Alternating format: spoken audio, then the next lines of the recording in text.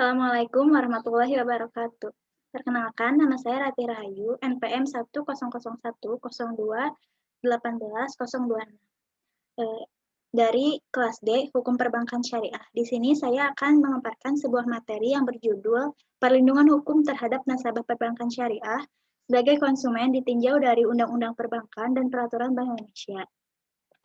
Sebelumnya, di sini saya akan menjelaskan apa itu bank syariah. Bank syariah adalah bank yang beroperasi dengan tidak mengandalkan operasionalnya pada bunga, atau biasa disebut dengan bank tanpa bunga. Yang kedua, perlindungan hukum. Perlindungan hukum merupakan perlindungan dengan sarana hukum atau perlindungan yang diberikan oleh umum. Yang kedua, perlindungan hukum ini timbul karena adanya hubungan hukum antara seseorang dengan orang lain atau dengan badan hukum. Nasabah. Nasabah adalah pengguna jasa bank. Nasabah sebagai konsumen bank syariah. Menurut Undang-Undang Nomor 21 Tahun 2008 tentang Perbankan Syariah, Pasal 1 Ayat 16, nasabah adalah pihak yang menggunakan jasa bank syariah dan atau unit usaha syariah. Berdasarkan produk yang ditawarkannya di perbankan syariah, nasabah ini terbagi menjadi 3 kategori. Yang pertama, nasabah penyimpan, yang kedua, nasabah investor, dan yang terakhir, nasabah penerima fasilitas.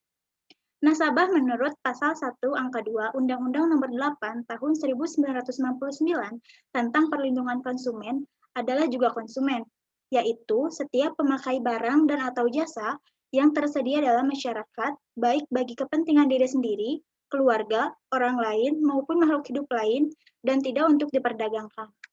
Adapun hak konsumen menurut Undang-Undang Nomor 8 Tahun 1999 tentang Perlindungan Konsumen Pasal 4, di antaranya adalah hak atas kenyamanan, keamanan, dan keselamatan, hak untuk memilih barang atau jasa, hak atas informasi yang benar, jelas, dan jujur, hak untuk didengar pendapat dan keluhannya, dan yang terakhir, hak untuk mendapatkan advokasi, perlindungan, dan upaya penyelesaian sengketa. Sistem perlindungan hukum terhadap nasabah perbankan syariah sebagai konsumen ini ditinjau dari Perundang-Undangan Perbankan dan Peraturan Bank Indonesia. Yang pertama, sistem perlindungan hukum terhadap nasabah perbankan syariah sebagai konsumen yang ditinjau dari Undang-Undang Perbankan. Sebagaimana yang disebutkan tadi, bahwa peraturan hukum memberikan perlindungan hukum terhadap nasabah selaku konsumen ini tidak hanya melalui Undang-Undang Perlindungan Konsumen, akan tetapi lebih spesifiknya pada peraturan perundang-undangan di bidang perbankan.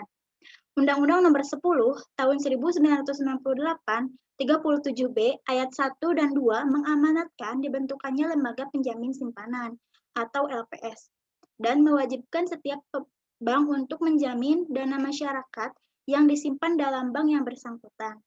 Amanat Undang-Undang Nomor 10 Tahun 1998 dimaksud telah direalisasikan dengan diundangkannya Undang-Undang Nomor 24 Tahun 2004 tentang Lembaga Penjamin Simpanan. Adapun yang menjadi fungsi dari lembaga ini adalah menjamin simpanan nasabah, menyimpan dan turut aktif dalam memelihara stabilitas sistem perbankan sesuai dengan kewenangannya. Nah, perlindungan hukum terhadap nasabah perbankan syariah sebagai konsumen yang kedua ditinjau dari Peraturan Bank Indonesia. Ada 3. Yang pertama, Peraturan Bank Indonesia Nomor 7/6 Tahun 2005 ini tentang transparansi produk. Yang kedua, Peraturan Bank Indonesia Nomor 7/7 Tahun 2005 tentang pengaduan nasabah. Yang terakhir, Peraturan Bank Indonesia Nomor 8 Tahun 2006 tentang mediasi perbankan. Sesuai dengan Peraturan Bank Indonesia Nomor 7/6 2005 tanggal 20 Januari tahun 2005 tentang transparansi informasi produk bank dan penggunaan data pribadi nasabah. Bank wajib menetapkan kebijakan dan memiliki prosedur tertulis tentang transparansi informasi produk bank dan transparansi pengguna data pribadi nasabah. Sehubungan dengan hal tersebut, perlu diatur ketentuan pelaksanaan tentang penyusunan kebijakan dan prosedur. Dimaksud dalam Surat Edaran Nomor 7/25 DPNP mengenai transparansi produk bank dan penggunaan data pribadi nasabah. Informasi yang disediakan bank kepada nasabah sekurang-kurangnya nama, jenis produk bank, manfaat, dan risiko produk, persyaratan dan tata cara penggunaan produk, serta perhitungan bunga atau bagi hasil margin keuntungan. Yang kedua, Peraturan Bank Indonesia Nomor 7/7 Tahun 2005.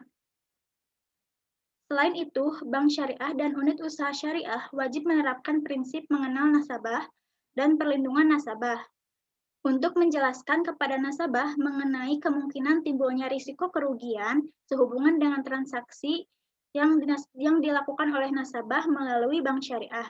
Sebagaimana dalam pasal 1 angka 4 Peraturan Bank Indonesia Nomor 7/7 Peraturan Bank Indonesia tahun 2005 tentang penyelesaian pengaduan nasabah.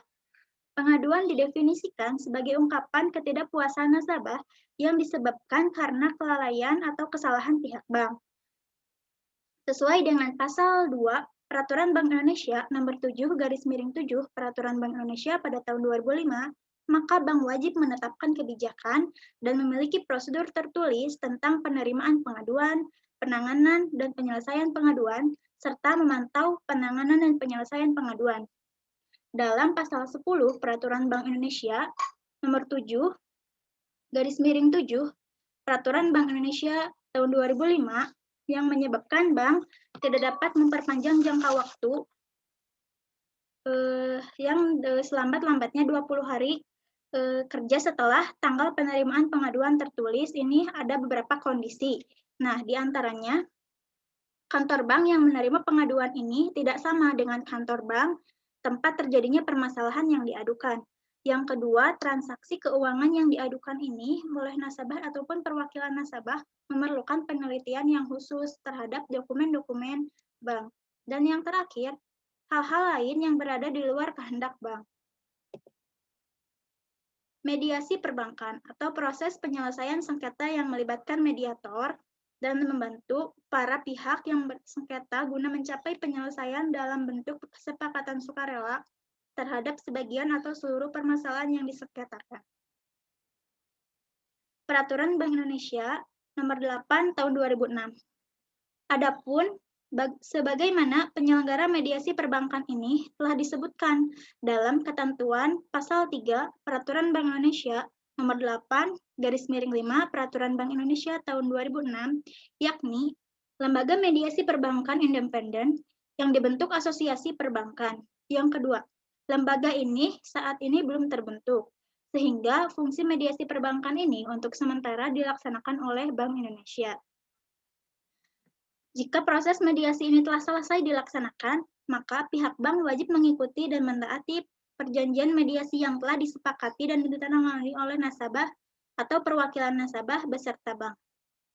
Dari pemaparan di atas merupakan sebagian dari peraturan perundang-undangan yang dapat dijadikan sebagai sarana perlindungan hukum bagi nasabah selaku konsumen di bidang perbankan. Maka, untuk lebih optimalnya, peraturan perundang-undangan yang dimaksud diperlukan adanya kerjasama antara pihak yang terkait antara nasabah dan juga bank. Terima kasih, mungkin dicukupkan sekian presentasi yang dapat saya sampaikan. Mohon maaf apabila terdapat kesalahan. Wassalamualaikum warahmatullahi wabarakatuh.